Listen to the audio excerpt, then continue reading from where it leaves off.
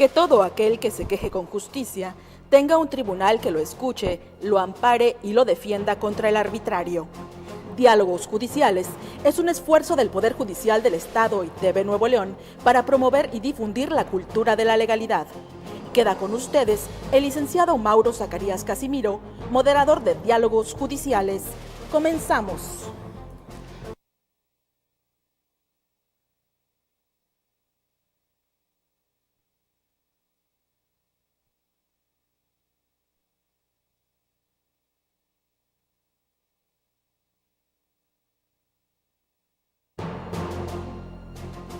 Que todo aquel que se queje con justicia tenga un tribunal que lo escuche, lo ampare y lo defienda contra el arbitrario. Diálogos Judiciales es un esfuerzo del Poder Judicial del Estado y TV Nuevo León para promover y difundir la cultura de la legalidad. Queda con ustedes el licenciado Mauro Zacarías Casimiro, moderador de Diálogos Judiciales. Comenzamos.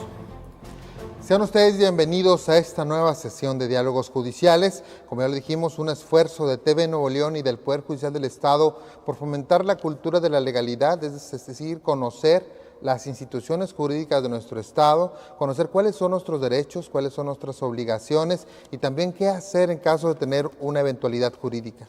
En esta ocasión vamos a tener unos diálogos bastante especiales, pues nos acompaña la magistrada Graciela Guadalupe Buchanan Ortega, quien ha sido electa como presidente del Tribunal Superior de Justicia y del Consejo de la Judicatura por los próximos 2 años, a quien le agradezco que esté aquí con nosotros. Muchas gracias, magistrada. Muchas gracias, Mauro. Muchas gracias por esta invitación y por estar y poder participar en diálogos judiciales y difundir la cultura de la legalidad, que es parte de la función que debe tener el Tribunal Superior de Justicia del Estado. Muchas gracias, magistrada. Y bueno, tener al presidente, la presidenta del Tribunal Superior de Justicia es muy importante porque pues yo creo que es algo elemental. En los libros de texto le preguntan a los niños en la primaria, oye, ¿quién es el presidente del tribunal? ¿Quién es el gobernador del estado? ¿El presidente del Congreso? Porque son los 3 poderes que nos representan como el Estado de Nuevo León. Y bueno, tenerla usted aquí presente pues nos da ese aliento para saber qué es el Poder Judicial del Estado de Nuevo León, pero para eso tenemos que saber primero quién es Graciela Guadalupe Buchanan Ortega, quién es Graciela Buchanan.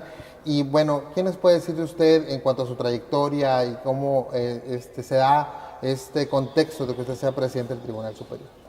Bueno, yo estudié Derecho en la facultad que antes, cuando se escindió, era la Libre de Derecho, que era la Universidad de Monterrey. Desde chica siempre tuve la intención de estudiar Derecho. Mi papá es abogado. Creo que fue algo que permeó en la familia y que nos hizo sentir como una obligación moral el buscar siempre la justicia. Dentro de mi trayectoria profesional, bueno, pues terminé ahí en la Universidad de Monterrey, estuve trabajando desde antes de terminar la carrera, particularmente desde el 3er semestre de la carrera estuve trabajando en un despacho. Después estuve en el Grupo Visa, ahora FEMSA, fui directora jurídica del Sistema TEC, fui abogada postulante y desde que terminé la carrera he sido catedrática de la Facultad Libre de Derecho. Tengo un par de años que lo dejé por razones de trabajo, pero pues llevo más de 23 años de dar cátedra. Soy fundamentalmente y creo que orgullosamente mamá, que siempre he dicho que es la función más trascendente que voy a tener en esta vida, porque las otras son importantes, como dignamente ahora tengo este cargo, pero esa es la más trascendente y la que va a durar toda mi vida. Orgullosamente mamá de 3 hijos, que son la razón y el motor de mi vida y el por qué debo de seguir en pie luchando porque haya justicia en nuestro Estado, justicia en nuestro país y cultura de legalidad, porque ese es precisamente el legado que le debo de dejar y el ejemplo a mis hijos. Vengo de una familia de 4 hermanos, mis padres, gracias a Dios, viven y orgullosamente pues han sido excelentes padres y una excelente familia. Entonces he estudiado maestrías en fiscal, en mercantil, inconclusas por razones del cambio que hubo de situación. También tuve la oportunidad de estudiar fuera en el extranjero. Y me he formado en el área fundamentalmente del ámbito familiar, porque desde que estaba de estudiante fue algo que me apasionó. Creo que la problemática social es directamente proporcional con la problemática legal, y la problemática legal vinculada con la familia hace que todo lo demás se esté desbalanceando, y creo que en ese entorno de familia es donde debemos de trabajar también mucho, ¿verdad? Sí, decimos que siempre se nos dan las obligaciones, las facultades de acuerdo a nuestra templanza, a lo que nosotros queremos abordar. Usted ha tenido dos importantes, bueno, ya con tres importantes cargos, bueno, todos los demás son muy importantes. Yo digo en el ámbito ya profesional, como presidente del Tribunal Electoral del Estado, como magistrada de la Sala Familiar por varios años, donde precisamente ha sentado ese conocimiento en el área del derecho familiar, y ahora como presidente del tribunal. ¿Qué le dejan esos tres cargos ahora? ¿Cómo usted los visualiza para su entorno personal? Pues yo creo que todo es una preparación que te da el Ser Supremo, ¿verdad? Todo es una preparación para que puedas tener la oportunidad de servir mejor. Creo que estás en el lugar que te corresponde por razón de que puedes servir más y aprender más. El haber estado en el Tribunal Electoral fue una magnífica experiencia. Yo no había estado en el sector público nunca, ¿verdad? Ahí, les digo, ahí empecé mi carrera delictiva, en el sector público, mi carrera delictiva, porque no había estado, pero fue una inmersión absoluta y una enseñanza total sobre política, sobre partidos, sobre gobierno, y creo que me sirvió mucho y para prepararme para lo que seguía. No me ha sido nunca fácil llegar a los puestos a los que he llegado. Yo recuerdo cuando estuve en el Tribunal Electoral, en la primera ocasión, bueno, pues la elección fue dada porque pues yo básicamente venía de la academia y como abogado postulante, y pues que no fueras de ningún partido, ¿verdad?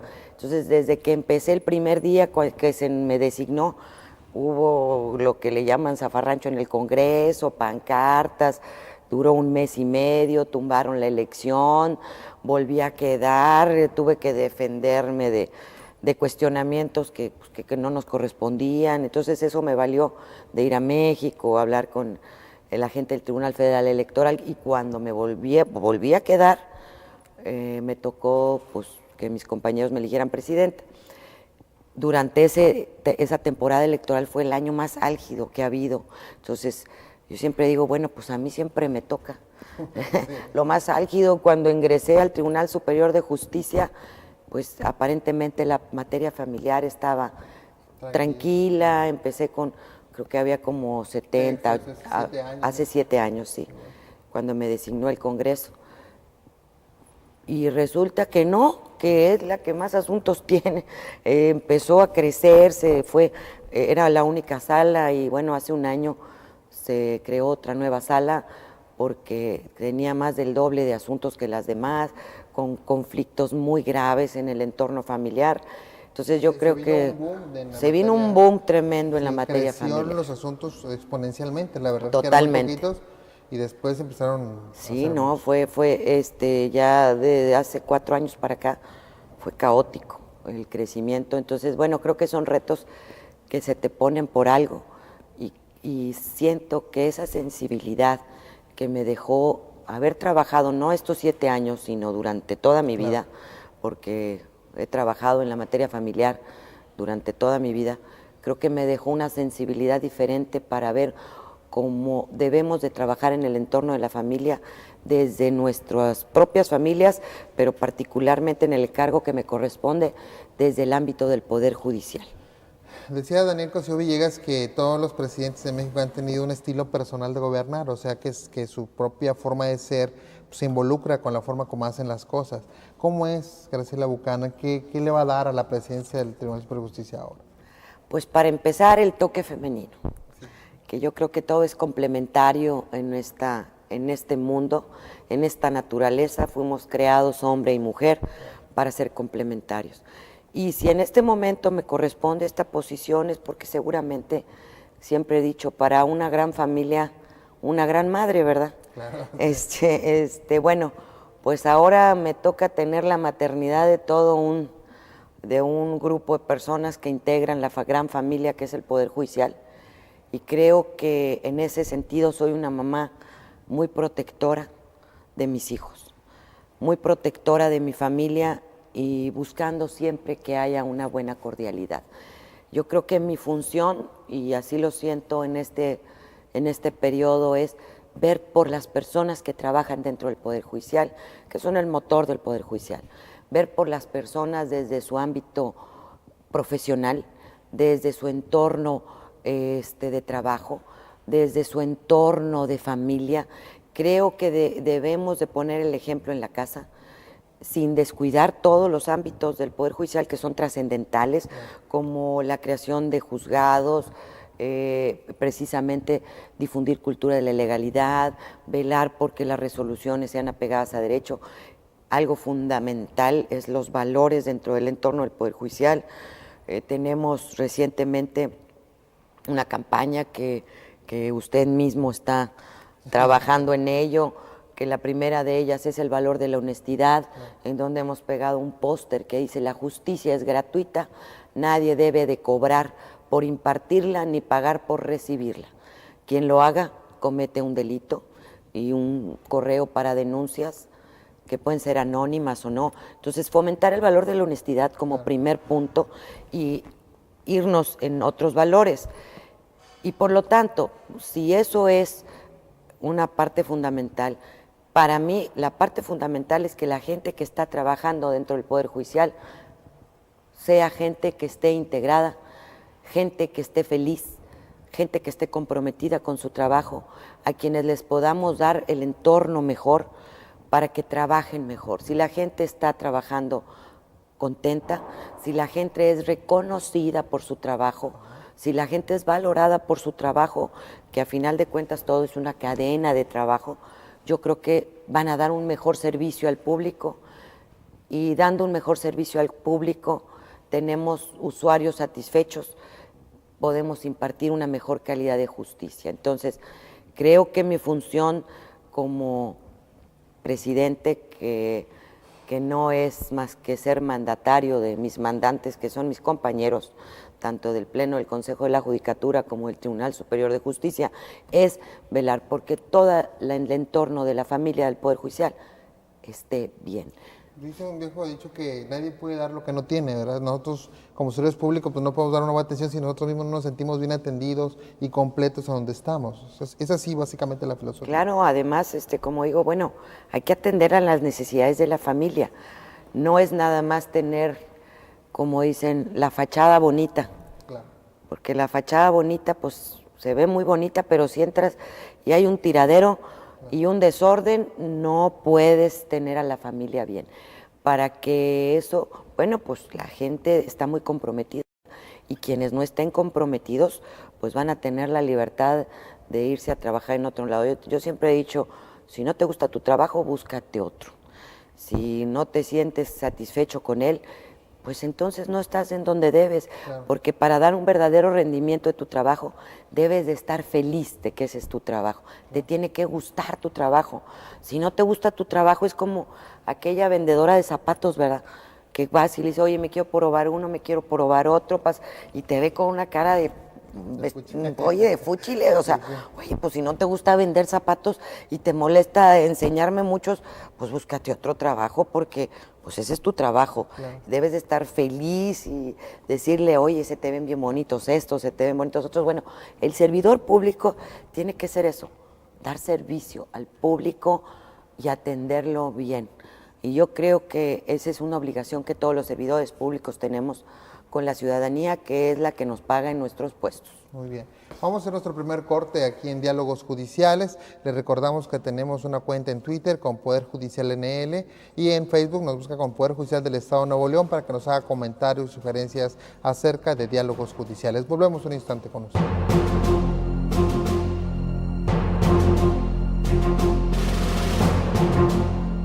Que los jóvenes se van con pandilleros porque buscan un entorno de seguridad. ¿Quién les da esa seguridad? Si no hay una comunicación asertiva, si no hay un entorno de vida favorable, si no hay ingresos económicos que les satisfagan sus necesidades, pues empiezan con pandillitas adolescentes o de jovencitos, y luego ahora los grupos, no hay quien los haya formado, claro, ni en valores, no hay quien les haya dado educación, no hay quien los ande buscando a ver por qué no están en la escuela. Las mamás y sobre todo abandonadas por los padres no tienen la manera de estar pensando más que en llevar la comida a sus hijos. Y se les critica cuando les dicen, oye, la madre que los deja, ¿y dónde está el padre? ¿Dónde está el padre? Que tiene que tener una corresponsabilidad inmediata. Y otra cosa, ¿dónde está el Estado que viendo esta problemática en aquel entonces no tomó las medidas? ¿Y eso qué nos ha llevado? Tenemos más del 200% de incremento de la problemática de los menores infractores.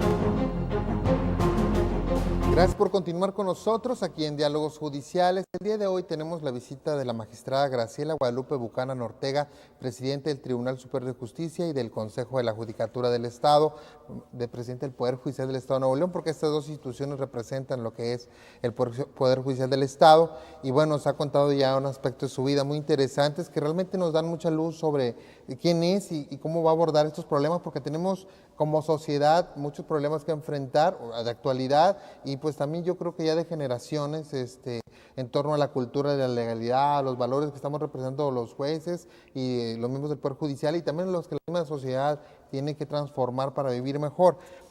Quisiéramos entrar ahora en el aspecto un poquito ya de las materias que maneja el Poder Judicial en el fuero común, como es el derecho civil, derecho penal, adolescentes infractores y demás. A ver si nos da tiempo para abordar todos porque son muchísimos.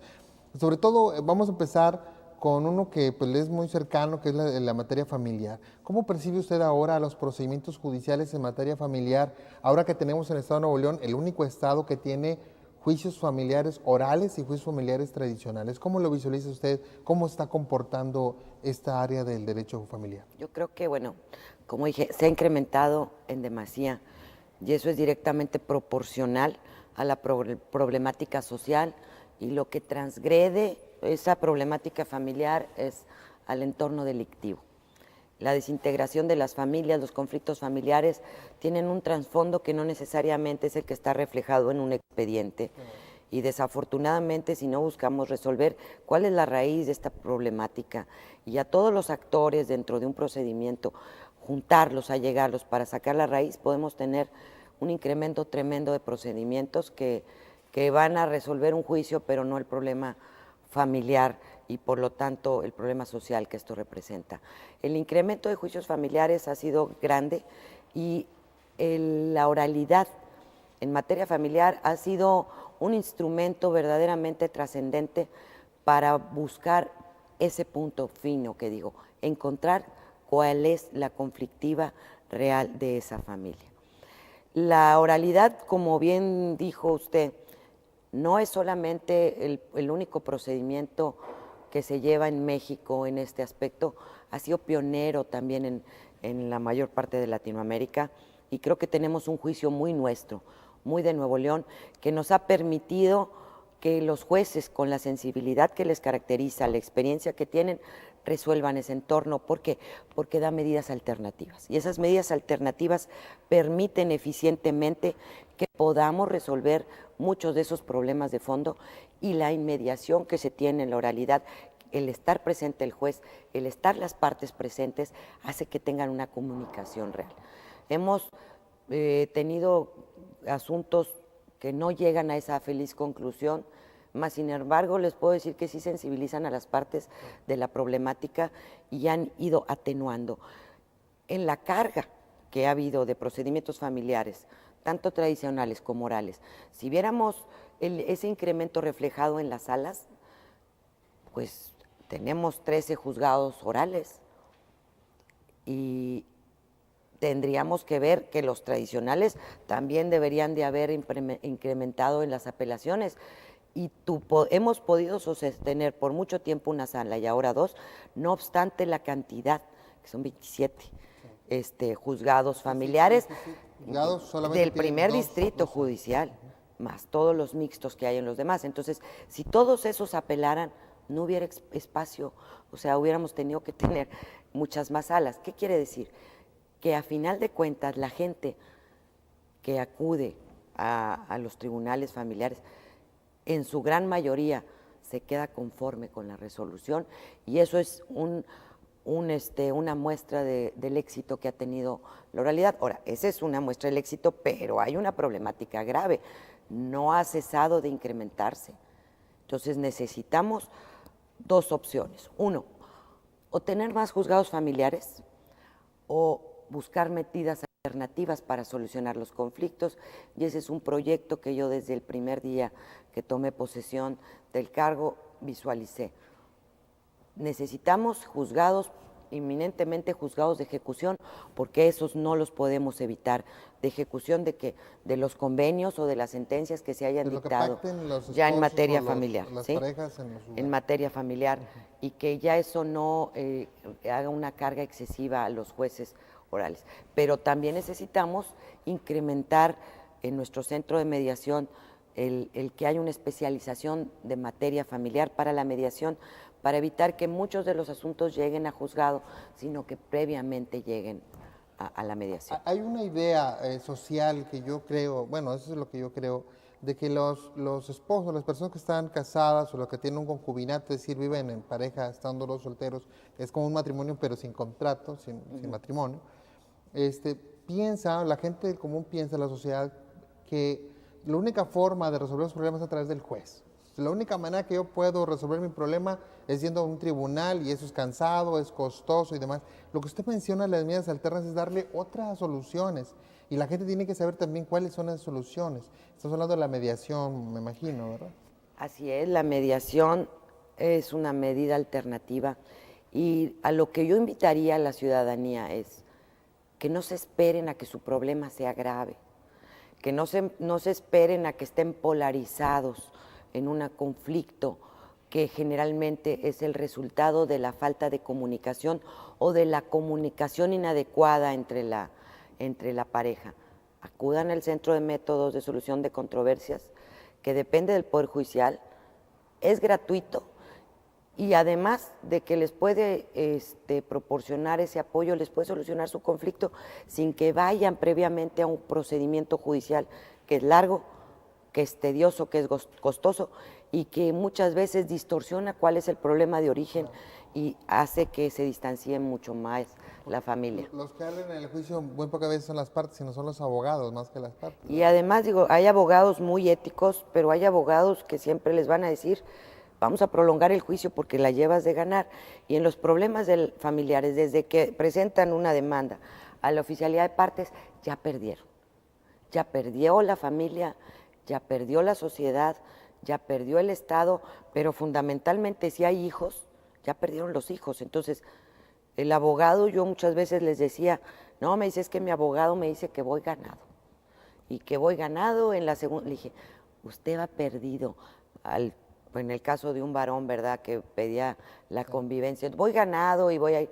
Llega en un arreglo, le digo, porque, quiero ver si su abogado va a estar ahí el Día del Padre, en la Navidad, cuando tenga alguna cosa, acompañándolo y consolándole porque no ve a sus hijos.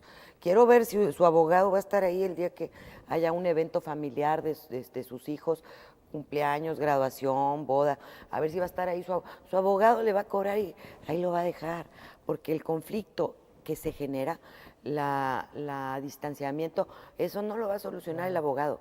Eso es una cuestión de la familia.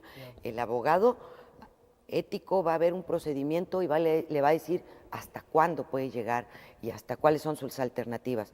Pero la alineación parental, o sea, el influir en los hijos, el entorno de decir no le des nada para que la presiones, o a la mujer no le dejes ver a los hijos, luego se lo van a reclamar. Entonces siempre es mejor empezar antes. Serían victorias vacías, ¿verdad? Son- En todo caso, porque será solamente un papel cuando realmente lo importante es convivir Y con que los... no nada más es la mediación, a lo mejor pueden ahí buscar asesoría terapéutica, ¿verdad?, hacia la familia. Vamos a dar un pequeño salto a otra rama del derecho que le toca al Poder Judicial en el sistema de justicia para adolescentes. Y usted comentó algo muy importante que muchas veces se nos olvida cuando vienen los muchachos jóvenes que están en la delincuencia organizada o que están robando carros, lo que sea. Y entonces los queremos atacar de alguna manera y no nos olvidamos que ellos provienen de una familia desintegrada tal vez, o unida, no sabemos, y que la problemática muchas veces está ahí. ¿Cómo ahora está comportando esto? Porque realmente nadie pensaba que cuando se creó el sistema de adolescentes que íbamos a tener estos problemas que ahora tenemos con esos muchachos. ¿Cómo lo visualiza usted? Bueno, creo que es algo grave y es precisamente el resultado de la disfuncionalidad de familias, es el resultado de que no se visualizó una política pública para atender este tipo de situaciones conflictuadas, no nada más en la familia, sino en los cinturones de miseria, en la inmigración que hay de otros estados, en el hacinamiento que hay entre las familias que tienen que por necesidades económicas estar en un solo centro, la falta de previsión del abandono parental y del incumplimiento de las obligaciones alimenticias. Las madres tienen 5, 3, 4, 6 hijos de diferente padre, el padre abandona a los hijos o a veces ni siquiera sabe que es el papá, la mujer no tiene cultura, no tiene educación, no tiene otro medio de vivir, tiene que dejar a los hijos, las escuelas tienen un corto periodo de estancia, desde la guardería pasan después a preescolar, están 3 años, pero están 3 horas, y quién los cuida, se van a la primaria, salen a la 1, quién los cuida. Los menores requieren entornos de fortalecimiento, de seguridad. Como familia se las da el padre y se las da la madre. Si el padre y la madre están ausentes, ya sea por abandono o por trabajo, y no hay un entorno saludable de vida, la van a buscar entre los grupitos de pandillas. ¿Por qué los jóvenes se van con pandilleros? Porque buscan un entorno de seguridad. ¿Quién les da esa seguridad? Si no hay una comunicación asertiva, si no hay un entorno de vida favorable, si no hay ingresos económicos que les satisfagan sus necesidades, pues empiezan con pandillitas adolescentes o de jovencitos y luego ahora los grupos, no hay quien los haya formado ni en valores, no hay quien les haya dado educación, no hay quien los ande buscando a ver por qué no están en la escuela.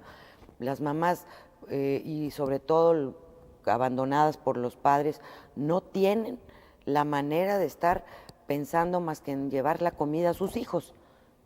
Y se les critica cuando les dicen, oye, la madre que los deja, ¿y dónde está el padre? ¿Dónde está el padre que tiene que tener una corresponsabilidad inmediata? Y otra cosa, ¿dónde está el Estado que viendo esta problemática en aquel entonces no tomó las medidas? ¿Y eso qué nos ha llevado? Tenemos más del 200% de incremento de la problemática de los menores infractores. ¿Por qué? Porque no tienen educación, algunos ni el primer año de primaria terminan, están en la calle buscando grupos de pandillas que ahora se los da la delincuencia organizada. ¿Por qué? Porque pues ahí tienen protección, tienen armas y son alguien y van a tener el ingreso que nunca van a poder tener. Bueno, vamos a hacer otro pequeño corte aquí en Diálogos Judiciales. Les recordamos que tenemos un correo electrónico que es dialogosjudiciales@pjnl.gov.mx. Volvemos un instante con ustedes.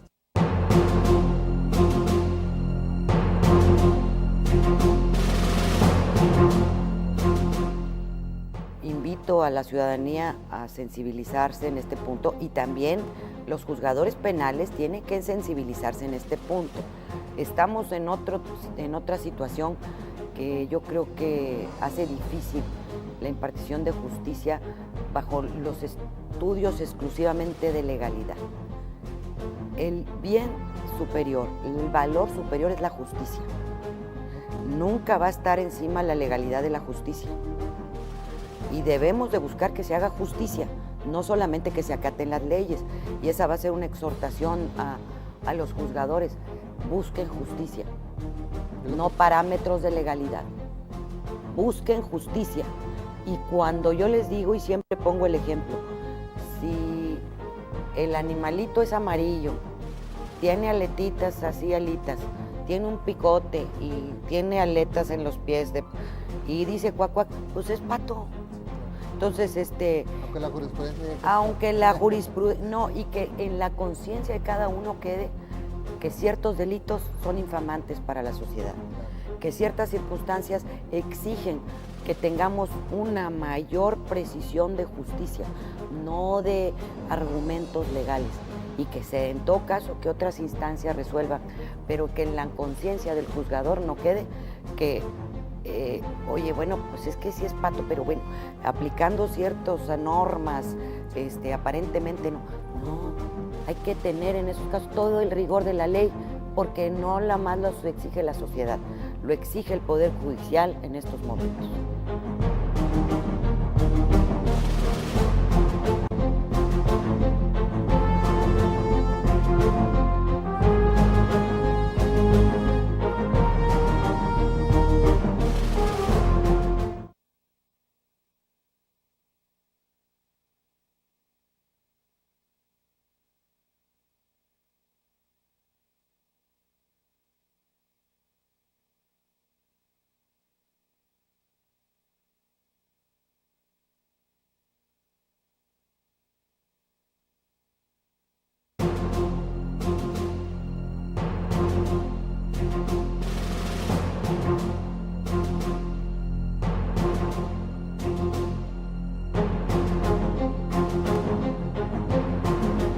Seguimos en Diálogos Judiciales, muchas gracias por estar con nosotros. Estamos hablando con la magistrada Graciela Guadalupe Buchanan Ortega, presidente del Tribunal Superior de Justicia y del Consejo de la Judicatura del Estado de Nuevo León.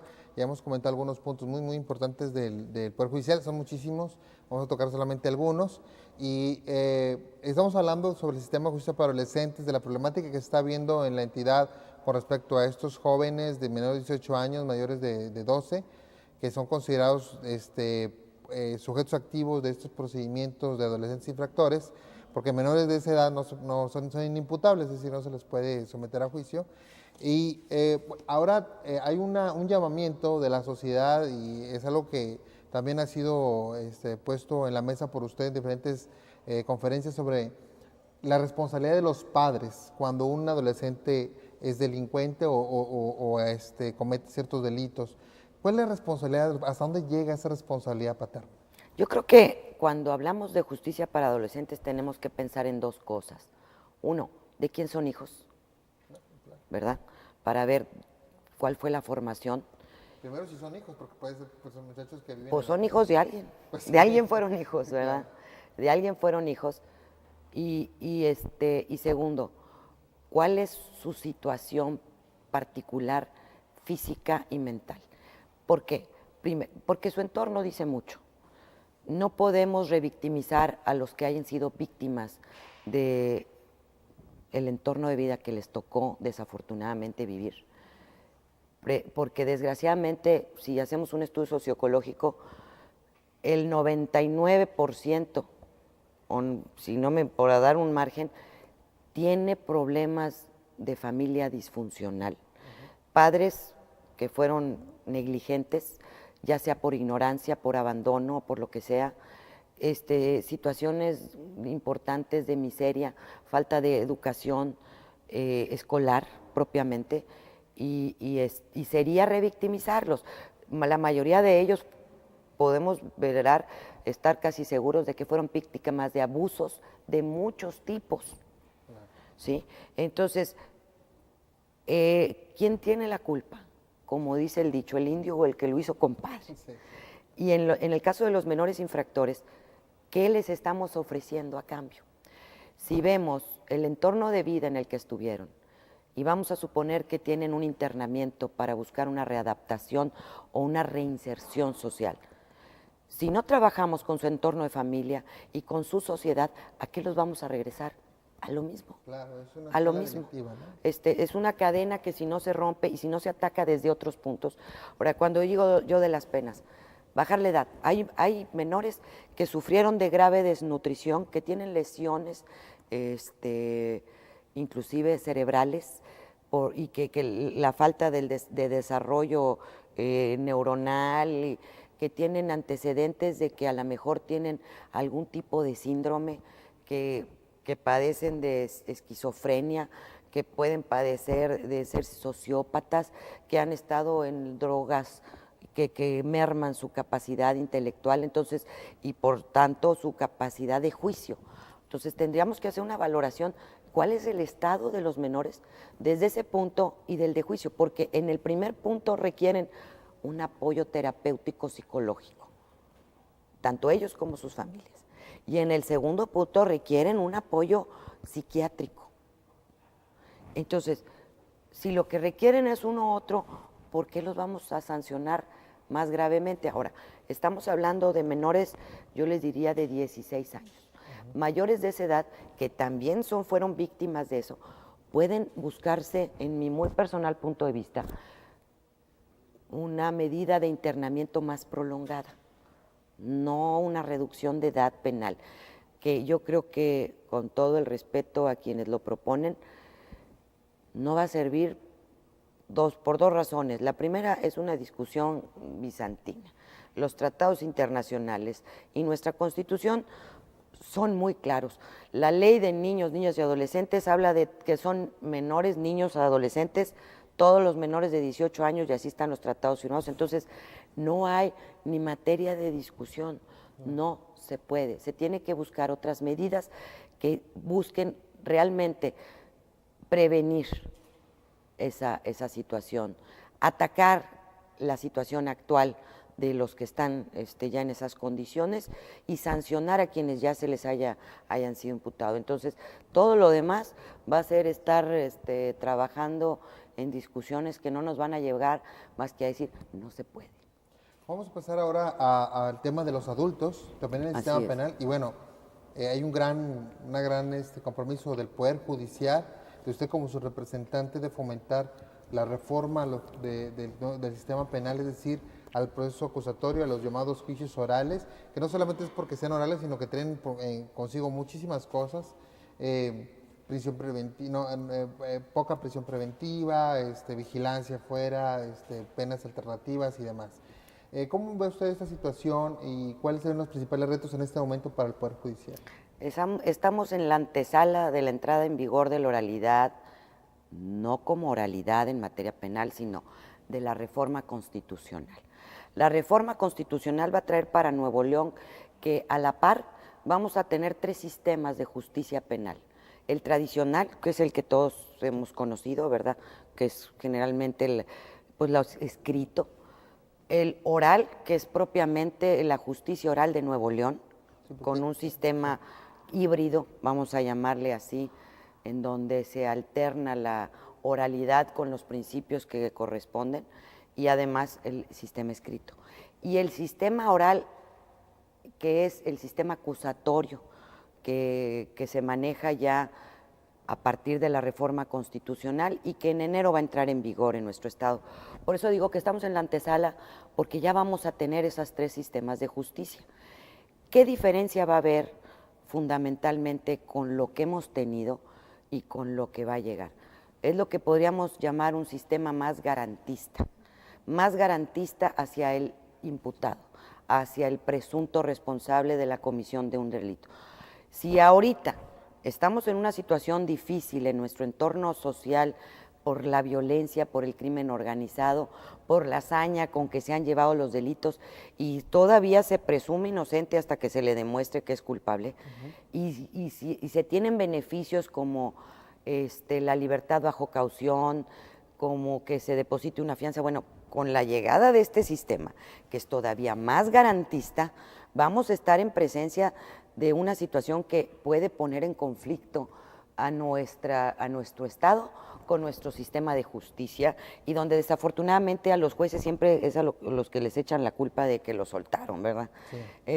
En delitos de menores, bueno, pues ahí no hay problema, pero en los delitos que son infamantes para la sociedad, vamos a tener que dentro de este sistema garantista, el imputado, como se presume inocente hasta que no se le lleve a juicio, se prevé que no tenga una prisión preventiva. ¿Qué es esto? Que durante la tramitación de un procedimiento, mientras no se le haya sentenciado y se haya demostrado su culpabilidad, difícilmente va a ser privado de la libertad. ¿Eso a qué nos va a llevar? Bueno, a que las medidas de arraigo pues generalmente van a ser domiciliarias en el caso de ciertos delitos, que se les tenga un brazalete electrónico para localizarlos, que se le impongan medidas como que no puede salir del estado o del país, y es un sistema que va a llevar medidas mucho más garantistas. Por ejemplo, todas las pruebas que se hayan desahogado dentro de la averiguación previa por parte del Ministerio Público sirven ¿para qué? Para consignarlo a un juez. Y ese juez va a decir, bueno, borrón y cuenta nueva.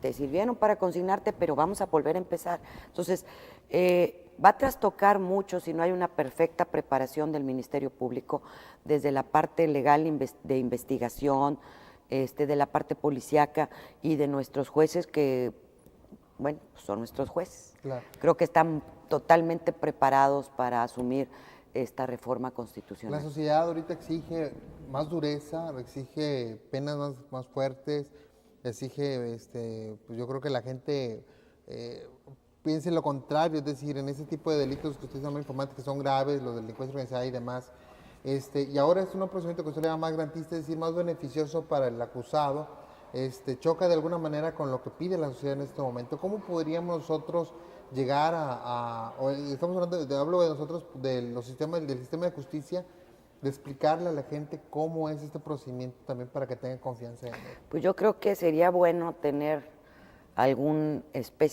dedicar un programa en una forma muy gráfica y muy aterrizada para la sociedad, explicar en términos generales, en qué va a consistir este sistema de justicia penal de acuerdo a la reforma constitucional, porque de otra forma yo creo que va a ser muy gravoso para la gente entender el porqué. Y sí invito a la ciudadanía a sensibilizarse en este punto, y también los juzgadores penales tienen que sensibilizarse en este punto. Estamos en otra situación que yo creo que hace difícil la impartición de justicia bajo los estudios exclusivamente de legalidad. El bien superior, el valor superior es la justicia. Nunca va a estar encima la legalidad de la justicia. Y debemos de buscar que se haga justicia, no solamente que se acaten las leyes.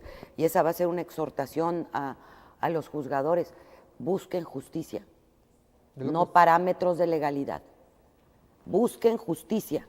Y cuando yo les digo, y siempre pongo el ejemplo, si el animalito es amarillo, tiene aletitas, así alitas, tiene un picote y tiene aletas en los pies y dice cuac, cuac, pues es pato. Sí, claro. Entonces, aunque la jurisprudencia diga que aunque la jurisprudencia, no, y que en la conciencia de cada uno quede que ciertos delitos son infamantes para la sociedad, claro, que ciertas circunstancias exigen que tengamos una mayor precisión de justicia, no de argumentos legales, y que en todo caso que otras instancias resuelvan, pero que en la conciencia del juzgador no quede que, oye, bueno, pues es que sí es pato, pero bueno, aplicando ciertas normas, aparentemente no, hay que tener en esos casos todo el rigor de la ley, porque no la más lo exige la sociedad, lo exige el Poder Judicial en estos momentos. Es lo que se llama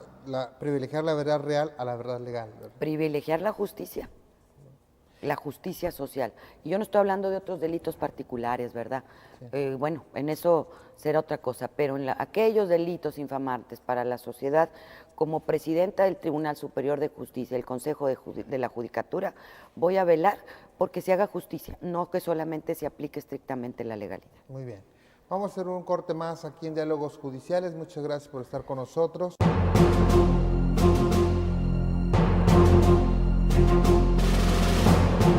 He trabajado toda mi vida. Estoy acostumbrada a trabajar. Hubo un tiempo que llegué a tener 3 trabajos para mantener a mis hijos. Entonces, pues creo que es un reto muy difícil, no por ser mujer, sino por las circunstancias actuales del Estado. por ser mujer, creo que puedo aportar al Poder Judicial la sensibilidad que desde hacía muchos años no se tenía en esa visión, que se complementa con la de mis compañeros hombres que hicieron una magnífica labor y que estuvieron a cargo de este poder.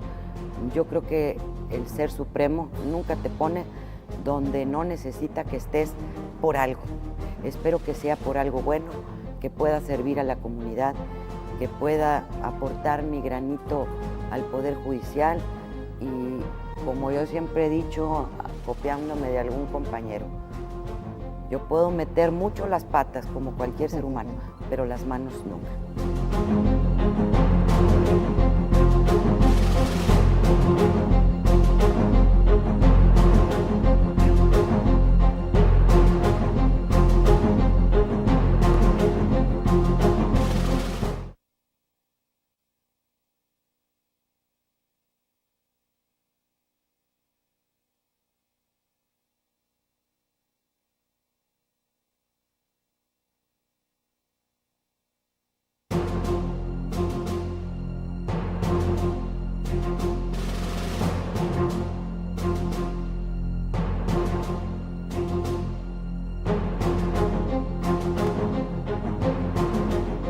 Gracias por continuar con nosotros en Diálogos Judiciales. Estamos platicando con la magistrada Graciela Guadalupe Buchanan Ortega, presidente del Tribunal Superior de Justicia y del Consejo de la Judicatura del Estado.